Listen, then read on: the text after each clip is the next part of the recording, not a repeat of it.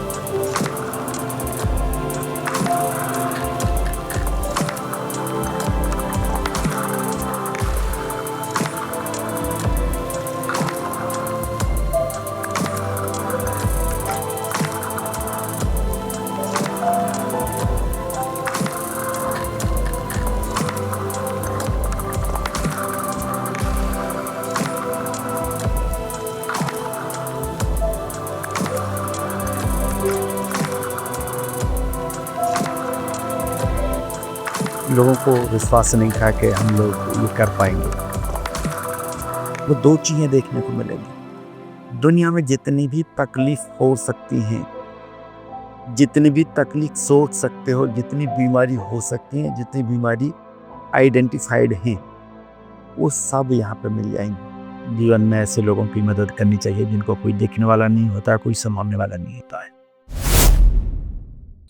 नमस्कार दोस्तों, मैं आपका दोस्त और आपका होस्ट रील पारी आज की इस पॉडकास्ट में आपका स्वागत करता हूं।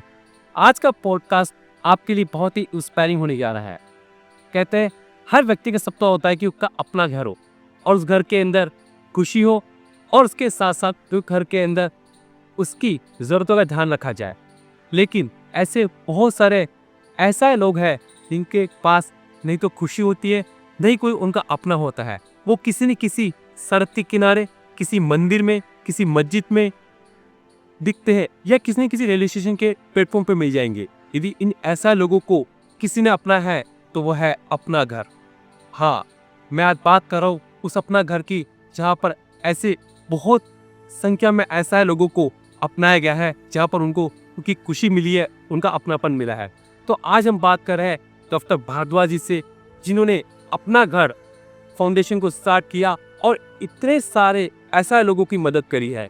तो आज मिलते हैं इस पॉडकास्ट में हमने बात करी कैसे उन्होंने इन ऐसा लोगों को प्रभु जी का नाम देके उनकी सेवा की और जो सेवा कैसे उसे खुशी मिली है वो हम देख सकते हैं आज।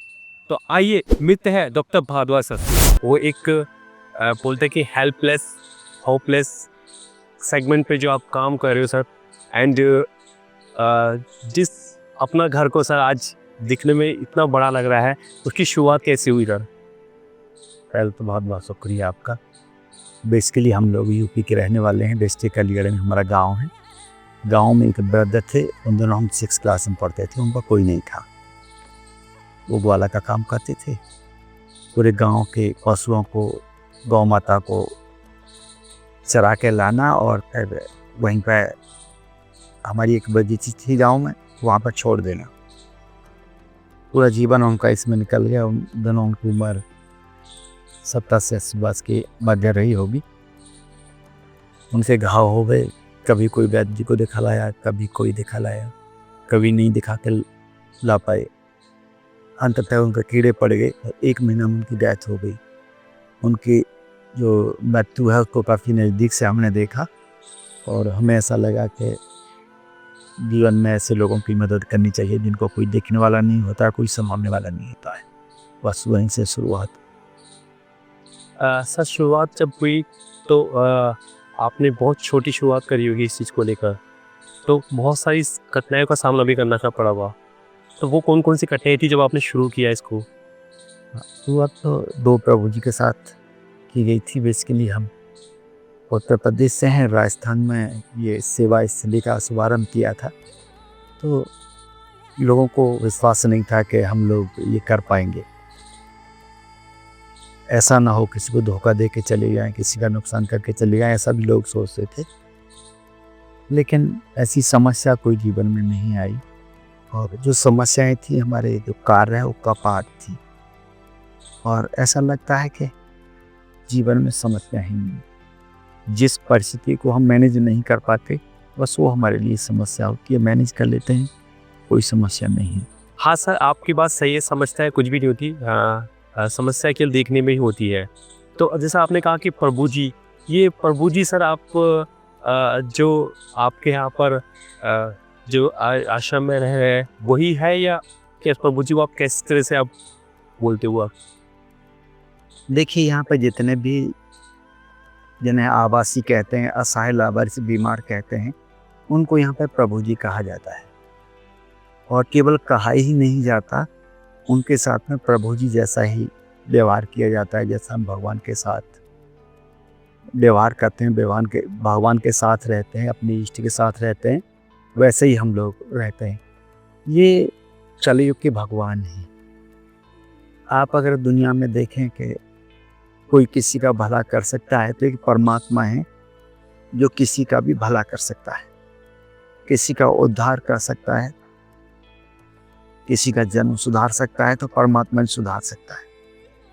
और इनकी सेवा में सृष्टि की उत्पत्ति से लेकर जिन्हें हम दीन दुखी असहाय बीमार कहते हैं, इनकी सेवा में जो जो लगे हैं उन सभी का उद्धार हुआ है। तो ये कलयुग के भगवान है, हमारी परीक्षा लेने के लिए आए हैं इंसान की, कि मैं देखता हूँ इस इंसान को मैंने अच्छा तन दिया, मन दिया, जीवित की सभी वस्तुएं दी, उसके बाद देखता हूँ ये मुझे पहचानता है या नहीं पहचानता। तो परीक्षा लेते हैं, इन रूपों में पढ़ जाते हैं, कुछ लोग परीक्षा में पास हो जाते हैं, कुछ हो जाते हैं। कलयुग के भगवान हैं जिन्हें हम दीन दुखी असहाय लावारिस बीमार जो गौ माता पड़ी होती है वो भगवान का ही रूप है, कोई और नहीं। ऐसा हम लोग सोचते हैं, ये हमारी विचारधारा है। तो सर अभी कितने प्रभु जी यहाँ पर हैं? अपना घर आश्रम भरतपुर में इस समय 6470 के आसपास हैं। संस्था के सभी 62 आश्रम की बात करते हैं तो 15,000 के आसपास है। 15,000 के आसपास अभी तक। सर शुरुआत का अपना घर की आपने कब की? 29 जून 2000 से अपना घर की शुरुआत हुई थी और 2 प्रभु जी के साथ की थी। कोई भी आशाहीन असहाय बीमार सेवा एवं संसाधनों के अभाव में दम न तोड़े, इस उद्देश्य के साथ की गई थी। देश में जहाँ पर भी आशाहीन असहाय बीमार कोई भी प्रभु जी महिला पुरुष होते हैं, आवश्यक रूप से हम रेस्क्यू करने का प्रयास करते हैं। केवल भरतपुर या राजस्थान में, पूरे देश में ही हम लोग प्रयास करते हैं। देश में जहाँ पर भी भवन मिल जाते हैं वहाँ पर अपना घर की सेवाएं शुरू कर देते हैं। चाहे भवन गवर्नमेंट उपलब्ध कराए, कोई व्यक्ति उपलब्ध कराए, कोई संस्था उपलब्ध कराए, कोई भी भवन उपलब्ध कराता है वहाँ पर सेवाएं शुरू कर दी जाती हैं। सर अभी आपने बताया कि 61 जिलों के अंदर आपका अपना घर का चल रहा है। हाँ, 62 आश्रम सर। तो सर 12 राज्यों के अंदर सब 62 आश्रम और 12 राज्य, किस तरीके से आप इसको मैनेज करते हो? क्योंकि ये तो एक बहुत बड़ी बोलते हैं कि जैसे एक ऑर्गेनाइजेशन का रूप होता है, इतनी बड़ी ऑर्गेनाइजेशन को आप अकेले। नहीं, एक्चुअली यहीं पर भ्रम हो जाता है। परमात्मा दुनिया को संभाल रहा है दुनिया को। बिल्कुल। ये दुनिया में आते ही नहीं आते, दुनिया से बाहर हैं क्या ये सब? एक साथ अपना घर आश्रम, नई दुनिया में अंदर है। दुनिया में अंदर है तो कौन संभाल रहा है? फिर ये दुनिया को संभाल रहे हैं वही इनको संभाल रहा है। अगर आपको ठाकुर जी के दर्शन करने हो तो मथुरा, वृंदावन, काबा, अमृतसर, महावीर स्वामी जी के करने, जहाँ जहाँ करने हैं वहाँ जाना पड़ेगा। बिल्कुल। अगर किसी को ठाकुर जी की लीला देखनी है तो अपना घर आश्रम भक्तों में आके देखी जा सकती है। यहाँ पर सब काम अपने आप होते हैं, यहाँ पर कोई करता नहीं है। यहाँ पर सब ठाकुर जी करते हैं, ठाकुर जी की सभी व्यवस्थाएं। यहाँ से कोई चंदा मांगने नहीं जाता, फिर सरकार से कोई पैसा मिलता नहीं है। अपना घर आश्रम भरतपुर में रोजाना 10.5 लाख रुपए खर्च होते हैं। हाँ, सभी आश्रमों में 3 दिन में 1 करोड़ रुपए खर्च हो जाते हैं। कोई चंदा मांगने नहीं जाता। रोजाना ठाकुर जी की चिट्ठी लिखी दी जाती है। इतनी दाल, चावल, आटा, भूमि, भवन निर्माण सामग्री, डॉक्टर, इंजीनियर, आर्किटेक्ट, जो भी जरूरत होती है सब ठाकुर जी को लिख दी जाती है और ठाकुर जी विभिन्न माध्यमों में आकर हर जरूरत को पूरा करते हैं। कभी ऐसा नहीं होता यहाँ पे कि ठाकुर जी के लिए लिखा गया हो नहीं आए। कई बार विलम्ब हो जाता है तो हमें पता चल जाता है कि ठाकुर जी ने तो भेजना ही भेजना है, हमारी पात्रता में कमी है, हम अपना काम ईमानदारी से नहीं कर रहे। ठाकुर जी का ये संकेत है कि हम अपने काम को ईमानदारी से करें, और जब हम अपने काम को ईमानदारी से करते हैं वो विलम्ब भी हो जाता है।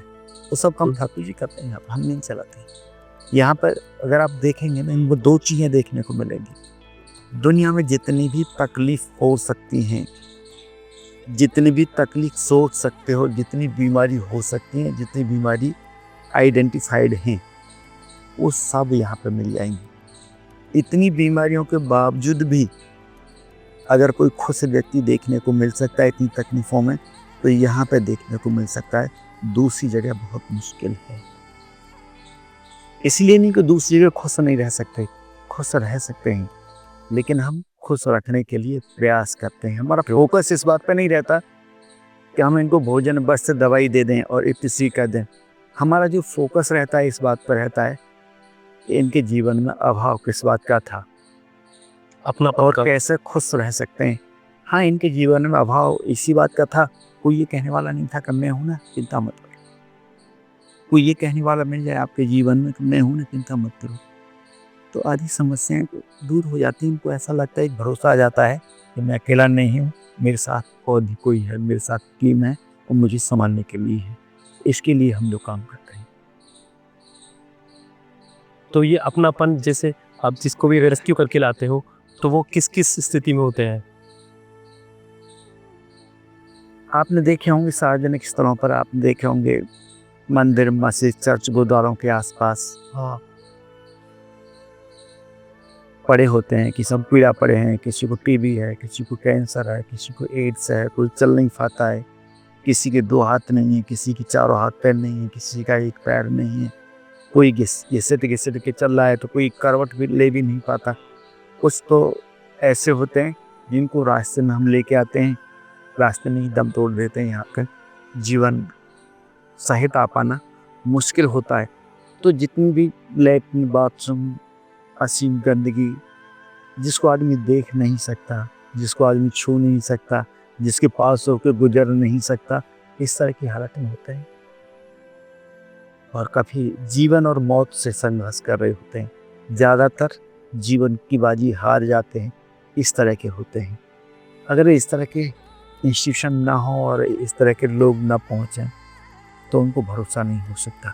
अपना घर भरोसा देने का काम करता है।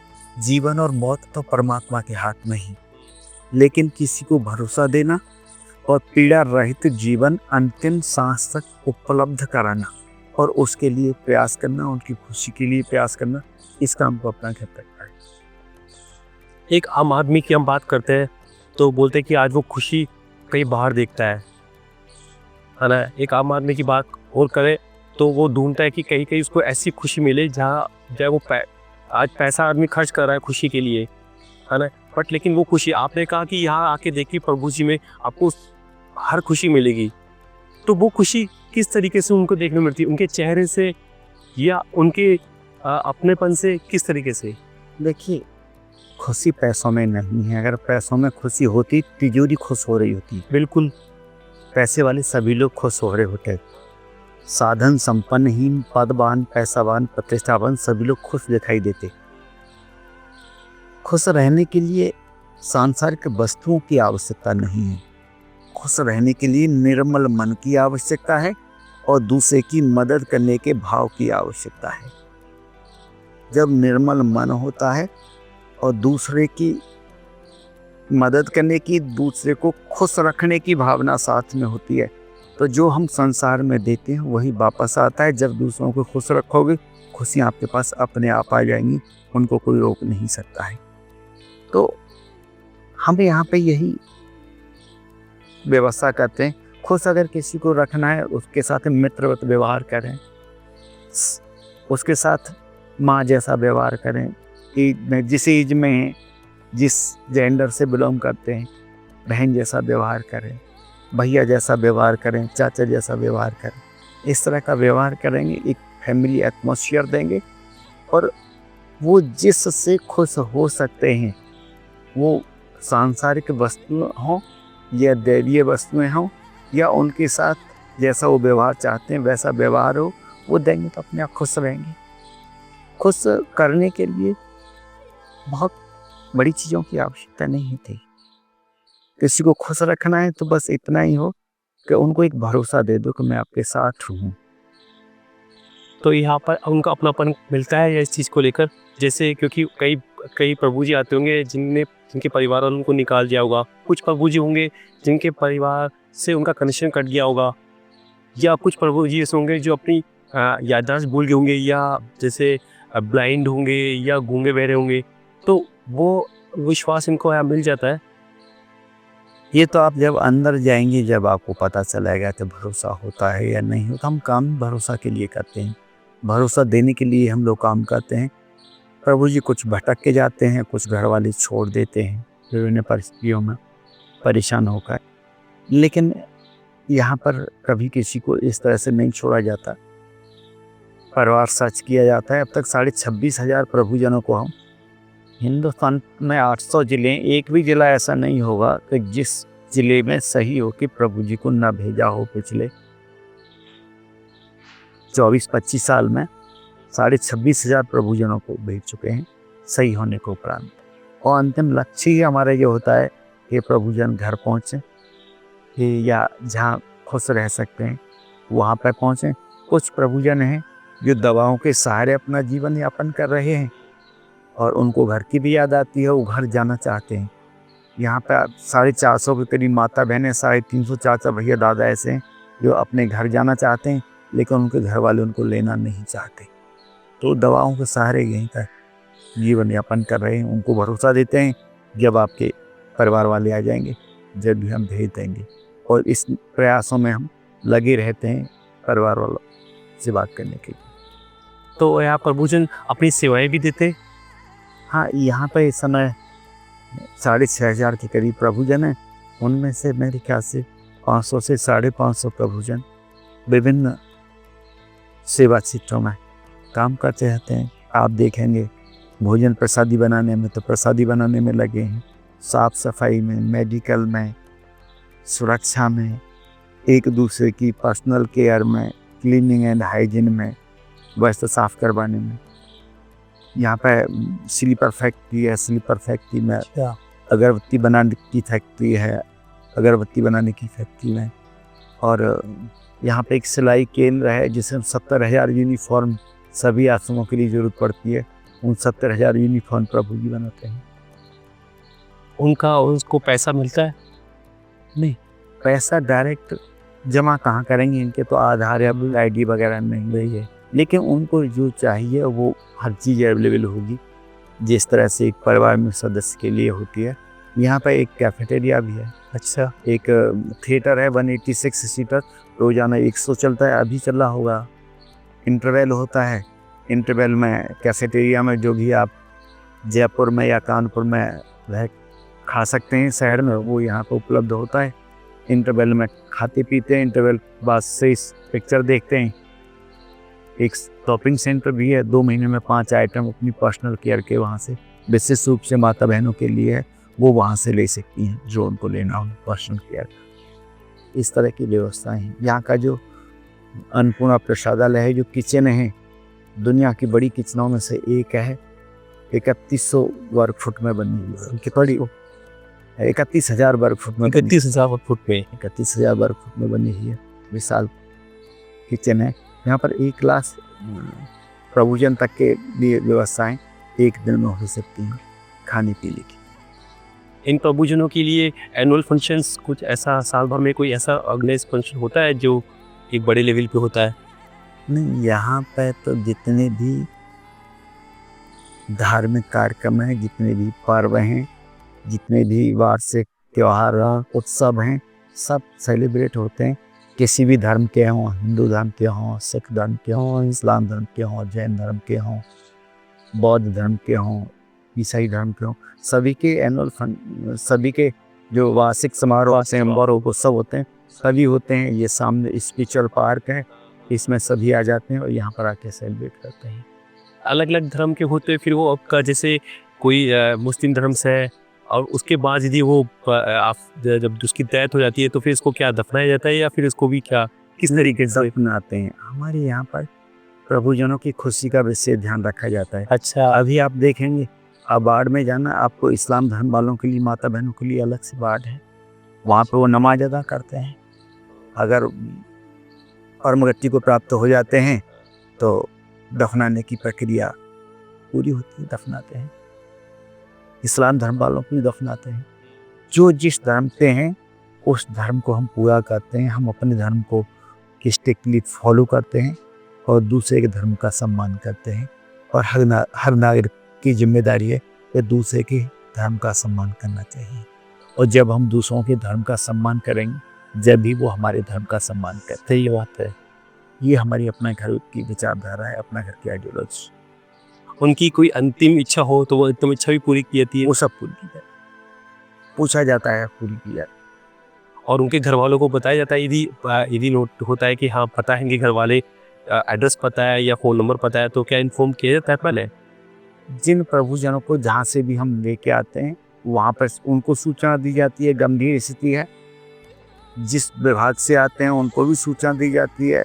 जब परमगति को प्राप्त हो जाते हैं तो भी उसकी सूचना दी जाती है। पुलिस कार्रवाई होती है, अंतिम संस्कार कमेटी है, पंचनामा, ये सब कार्रवाई होती है। कमेटी पंचनामा बनाती है, पंचनामा बनाने के बाद रीति नीति से अंतिम संस्कार किया जाता है।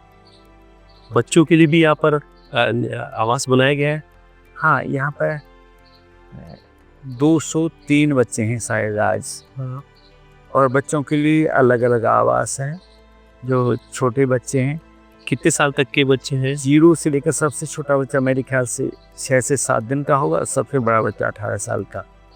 हर उम्र के बच्चे हैं। ये वो बच्चे हैं जो माता बहनें आती हैं, उसमें गर्भवती माता बहनें आती हैं, कोई 6 महीने की, कोई 7 महीने की, कोई 5 महीने की, कोई 3 महीने की गर्भवती होती है। यहीं पर उनकी प्रसव कराई जाते हैं, यहीं पर डिलीवरी होती है उनकी, और डिलीवरी के बाद यहीं पर सभी बच्चों की परवरिश की जाती है।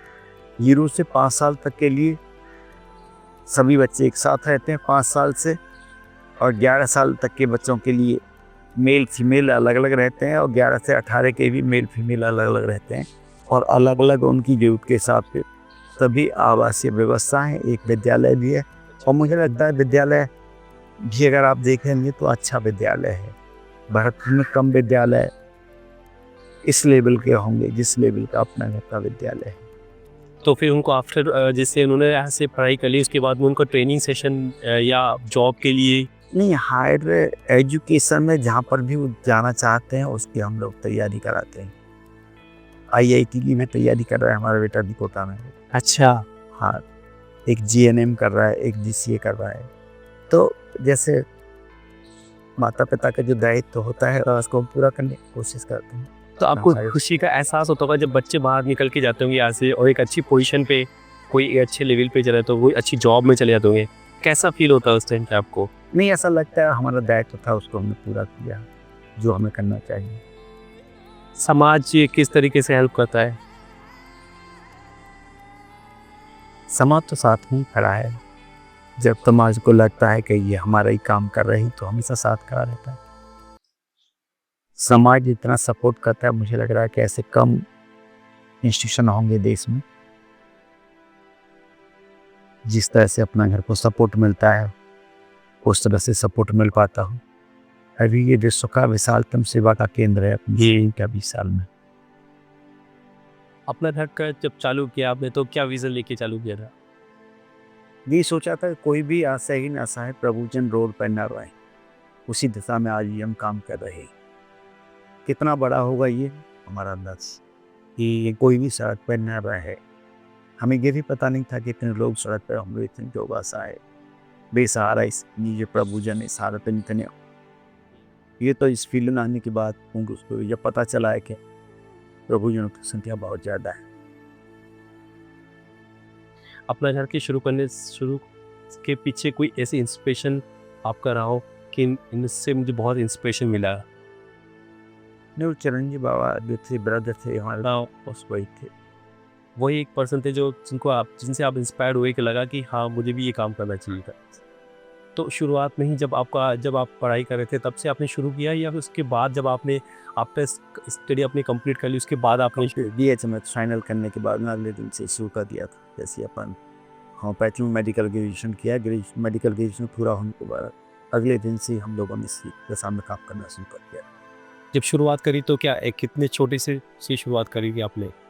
छोटे से घर से शुरुआत करी होगी इसको? हाँ, पहले हमारे घर में ही हम लोग काम करते थे। छोटा सा घर था, 23 प्रभु जी तक तो उसी घर में रहते थे। 100 वर्ग गज का घर। या घर में जगह कम पड़ने लगी तो उससे भी जगह खरीदी उसके बाद में। अभी कितने वॉलंटियर्स यहाँ पर हैं? मेरे ख्याल से 1000 से ज़्यादा वॉलंटियर ऐसे हैं जो अपना जीवन दे कहीं किसी किसी को प्रत्यक्ष रूप से लगे हुए अपना सीएम। वैसे 10 लाख लोग जुड़े हुए हैं अपना घर से। अच्छा। और अगर ये बात करें कि मुझे लग रहा है कि अगर नंबर ऑफ डोनर की संख्या में देखा जाए तो हिंदुस्तान शायद ही कोई ऑर्गेनाइजेशन हो 1.5 लाख लोगों ने एक साल में सपोर्ट किया है अपना। तो अपना एक्चुअली अपना घर जब आपने इशू किया तो इससे पहले आपने इसको अपना घर से पहले आपने एक संस्था और चालू करी थी इसी को नाम देकर, उसके बाद आपने अपना घर रखा है या पहले से स्टार्टिंग से आपने अपना घर स्टार्ट से शुरुआत की उसी की अपना था। क्या सोच कर रखा अपना घर? कैसे लगा कि अपना घर रखना चाहिए? नहीं, इसमें तो रखने जैसे कोई बात नहीं। अपना घर तो सबको मिलना है। कोई जाए तो अपना घर से जा रहा है, आया है तो अपना। आगे कहाँ तक और क्या, जैसे अभी तक आपने 62 जिलों के अंदर आपका है और अभी नेपाल में भी आपने एक स्टार्ट किया अपना सेंटर स्टार्ट किया। नेपाल में 5 साल हो गए, दूसरा भी शुरू हो गया नेपाल। अच्छा, दूसरा भी शुरू हो गया। और कहाँ तक कहाँ? अभी हमारा ऐसा कोई लक्ष्य नहीं। हाँ, हमारा तो बस इतना है जहाँ पर भवन मिल जाएगा, जहाँ पर परिस्थितियाँ अनुकूल होंगी, जहाँ से कोई ऑफर आएगा कि हमारे पास भवन है यहाँ पर शुरू कर दो, बस वही शुरू करवाएंगे। बस इतना ही है पहले से भी अपना इस तरह से। आप लाइक माइंडेड लोग मिल जाते हैं, सेवाभावी मिल जाते हैं, समान विचारधारा वो आ जाते हैं कच्ची के यहाँ पर शुरू कर दो, हम आते हैं सब कर दो। और वहाँ की व्यवस्था सेम व्यवस्था यही चलती है। ठाकुर जी के यहाँ चिट्ठी लिखी जाती है तो हर जगह ठाकुर जी की चिट्ठी लिखी जाती है। अपना घर जितने भी सभी बताओ। सर, आपकी एक एक्चुअली मैंने एक स्टोरी देख रहा था आपकी कि आप एक बार कहीं पे जा रहे थे, एक आप देखा कि एक महिला के हाथ में बच्चा था और एक पुरुष थे जो अपना सामान लेके आ रहे थे। कहीं पे कुछ तेज़ी से जा रहे थे और आपने देखा, आप रुके नहीं, और जब आपको लगा कि नहीं ये तो भगवान का इंडिकेशन है, शायद मेरी परीक्षा लेना चाह रहा है, तो सर वो एक जो इंसिडेंट हुआ था वो क्या था सर इस तरह का? एक हमारे सहयोगी थे, उन्होंने कहा था कि कल हमारी माता जी का स्मृति दिवस है, ये गौ माता लेके आनी है, उसका पूजन करना है हमें। तो हम भरतपुर के पास में एक व्यापारी हैं, उनके यहाँ जा रहे थे। शाम का समय था, थोड़ा सा जल्दी देख के वापस आना था और गाय भी मिली नहीं हम लोगों को, वापस आ रहे थे। तो वहाँ पे एक दंपति आ रहा था, तो उसने हाथ दिया कि हमें अपने रेलवे स्टेशन तक आप छोड़ दो और हमें जाना है। तो गाड़ी स्पीड थी, ये मैं उनकी नहीं सुन पाया, लेकिन हाथ उन्होंने दिया था काफ़ी अच्छी तरह। तो मैं वहाँ से निकल आया। निकलने के बाद मुझे ध्यान आया कि मुझे लेके चलना चाहिए था। मैं यू टर्न करके गया। जब यू टर्न करके पहुँचा तो जब मैंने उनसे कहा कि आप आ जाइए, बैठ जाइए, तो उनको वहाँ पे एक मोटरसाइकिल वाला अपनी मोटरसाइकिल पर बैठा रहा था। तो जब उन्होंने कहा कि ठीक है भाई, हम तो अपनी जगह पहुँच जाएंगे, हमारी ट्रेन निकल जाती, इसलिए आपको हाथ दे रहे थे, और अब तुम जाओ, अब हमें तुम्हारी कोई जरूरत नहीं। मुझे लगा कि परमात्मा की जो परीक्षा होती है इसी तरह दी जाती है, हमें पहले ही रुकना चाहिए था, उनको लेके आना चाहिए था। सर, आपका मैं एक्चुअली मैं पहली बार आपसे इंटरेक्ट हो रहा हूँ, बट आपका एक बोलते हैं ना कि किसी से वाइब्रेशन मिलती है, बहुत पॉजिटिव वाइब्रेशन मिलती है। सर, आपका स्वभाव, आप इतने सरल और इतना शांत, इसके पीछे क्या नहीं, आपको लग रहा है सरल शांत, तो हम जिनके साथ 24 घंटे रहते हैं उनसे पूछिए कि कितनी सरल। नहीं सर, किताब हाँ, ऐसा नहीं है। आदमी बोलता है कि पहले जब मिलता है पहली बार तो पता लग जाता है कुछ नई चीज़ों को लेकर। तो फिर भी सर मतलब आप जैसे एक पता होता है कि शांत भाव रहना और खुश रहना, इस किस क्या लगता है क्यों? देखिए, अगर आदमी संसार बंधनों से जितना दूर रहेगा, उसको परमात्मा की सत्ता पे भरोसा होगा, उसको ये पता होगा कि संसार में जितने नाते रिश्ते और जिस प्रकार की संपत्तियां हैं, इनसे मेरा कोई संबंध नहीं है। परमात्मा ने यहाँ पर लेन देन करने के लिए छोड़ रखा है। जितने भी रिलेटिव हैं, माँ है, पिता है, भाई है, बहन है, पत्नी है, पत्नी, सब लेन देन चुकाने के लिए आते हैं। खुशी खुशी चुका दो, प्रतिक्रिया मत करो, प्रतिक्रिया की जरूरत भी नहीं है।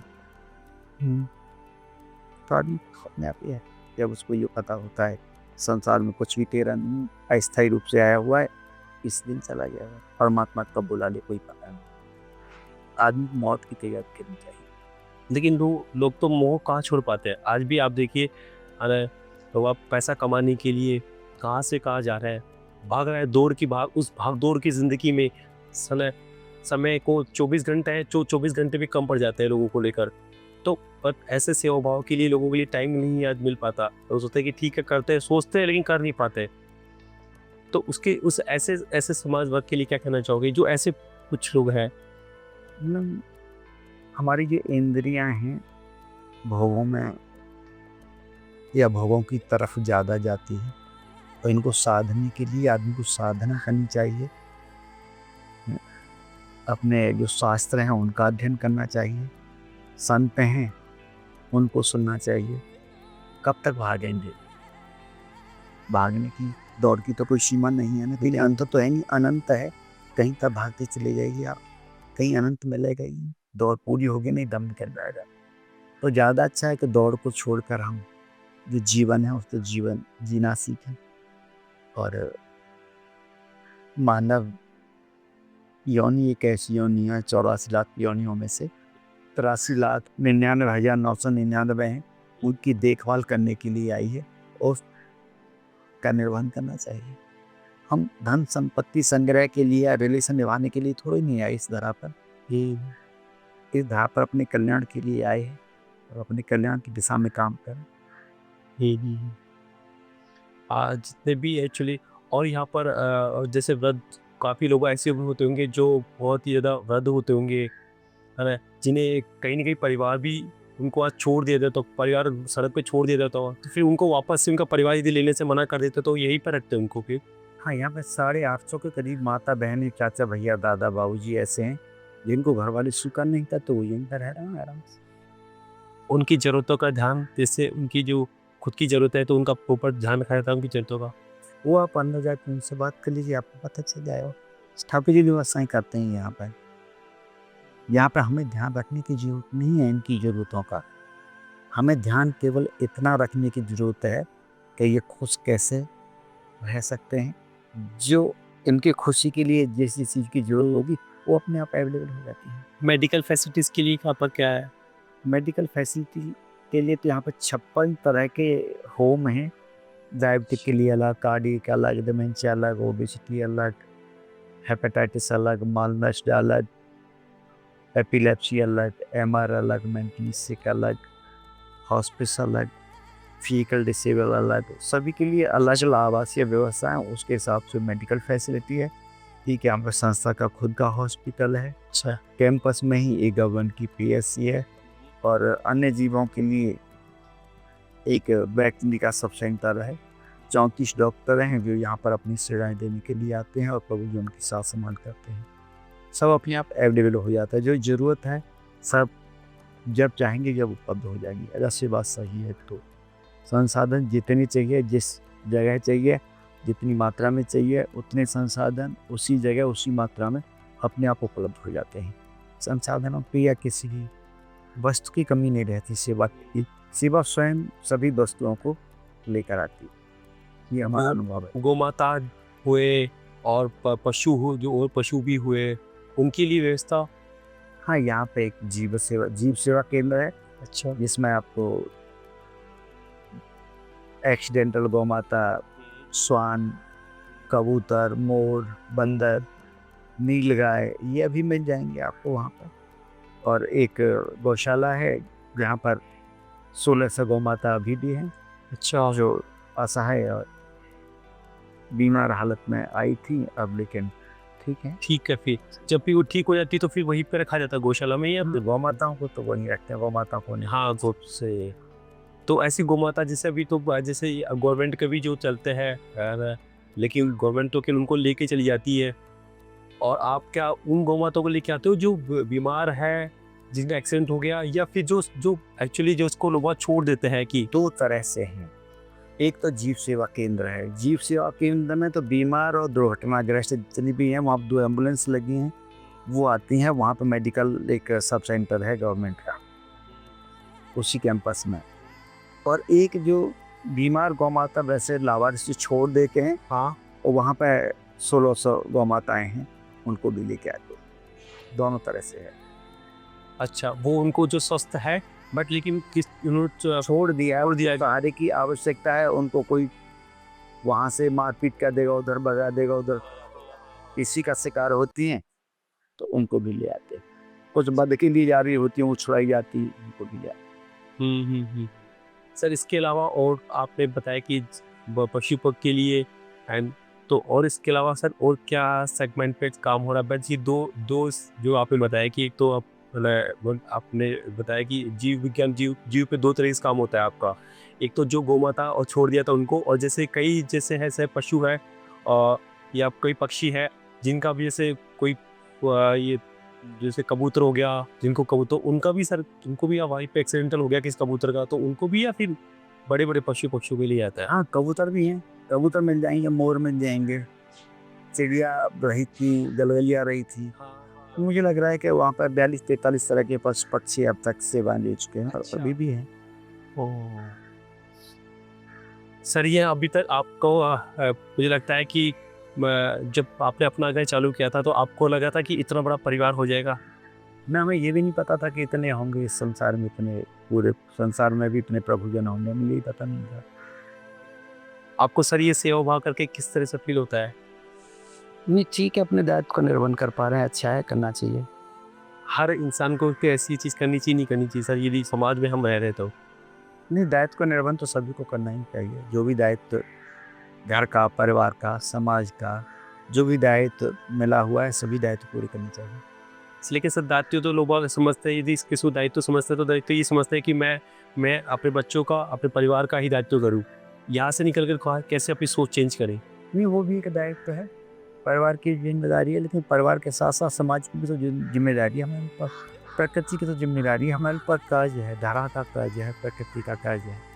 आज हम जिस लाइट का उपयोग करते हैं, सोचते हैं बिल दे दिया, फ्री हो गई, लेकिन ये पता है इस लाइट का, जिस बल्ब का हमने यूज किया है, उसमें कितने लोगों का जीवन खप गया। पैसा से तो उनका जीवन वापस नहीं आ सकता। उससे इलेक्ट्रिसिटी के उपकरण जो बने हैं, उनको बनाने में कितने लोगों का जीवन खप गया। बिल्कुल sir. R&D, research and development किया होगा तो कितने लोगों का जीवन खप गया होगा। और कितनी सुविधाएं हम यूज़ कर रहे हैं, जिस गाड़ी में हम बैठ के चलते हैं, बिल्कुल। कितने लोगों का जीवन खपाए, तो हम उसकी कीमत देने के बाद में 2 लाख, 5 लाख, 20 लाख, 50 लाख, 2 करोड़, 10 करोड़, जितनी है देने के बाद में हम मुक्त थोड़ी नहीं हो जाते। हमने गाड़ी की तो कीमत दी है, लेकिन जिन लोगों का R&D में, रिसर्च डेवलपमेंट में जो जीवन खपा है, उनका कम कुछ नहीं, उनका भी तो रहना तो आना है ना। तो सोचना ही पड़ेगा, नहीं सोचेंगे तो दुखी रहेंगे, दोबारा से जीवन में आना पड़ेगा, मुक्ति तो मिलेगी नहीं जीवन से। सर, हमारी ऑडियंस को एक मैसेज दीजिए जिससे वो इस तरीके से अपने दायित्व को अपने घर से निकलकर बाहर तक करे। नहीं, बाहर तो जाने की जरूरत नहीं मुझे लगता हो। हमारे सराउंडिंग में जो भी है ना, उसके प्रति हम दायित्व पूरा कर दें, तो ऐसे लोग कहाँ से आएंगे? ये भी परिवार से ही आते हैं ना। बिल्कुल सर। तो परिवार से बाहर ही नहीं जाएंगे तो देखें ही मिलेगी। हर आदमी अपना दायित्व अपने यहीं पर पूरा कर ले, सब कुछ ठीक हो जाएगा। जी सर, एक मैसेज देना चाहोगे कुछ जिससे कोई ऐसा इंस्पायर होके और वाकई लगे कि हाँ, हमें भी कुछ इस तरीके से काम करना चाहिए अपने आसपास, अपने घर में या अपने समाज में? सभी को अपने दायित्व का पालन करना चाहिए और कहीं पर भी असह्य बीमार के रूप में परिजन हैं तो हमें सूचना दे दें, हम उनको रेस्क्यू करते ले आएंगे। Sir thank you so much sir जो आप इस आए। एंड सर अब मिलकर बहुत अच्छा लगा आपसे।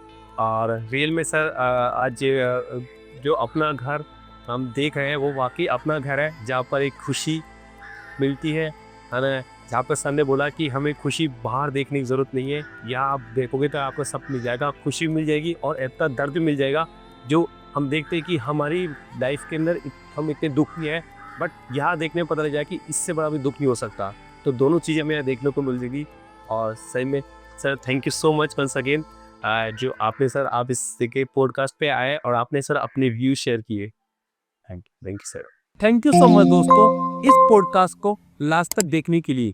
और आज इस पॉडकास्ट में आज हमने बात करी किस तरीके से अपना घर ने एक होपलेस, होमलेस और हेल्पलेस लोगों की मदद करी।